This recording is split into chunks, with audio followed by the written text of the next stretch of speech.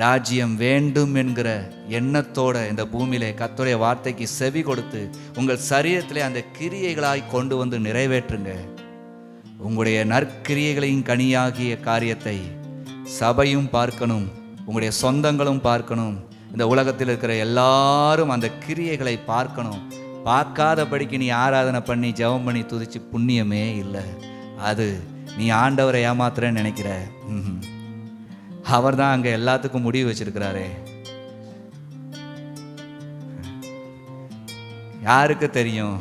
எல்லாரையும் மறைச்சிட்டேன்ல, ஊழியரை மறைச்சிட்டேன்ல, எங்கள் வீட்டுக்கு மறைச்சிட்டேன்ல, எங்கள் சொந்த பந்தத்துக்கு மறைச்சிட்டேன்ல, நான் நல்லவங்க மாதிரியே காட்டிக்கிடுறேன்லன்னு யார் இருந்தாலும் அங்கே தப்ப முடியாது. தேவனுடைய வார்த்தைக்கு கீழ்ப்படிய உள்ளே வந்திருக்கீங்க, கீழ்ப்படியுங்க.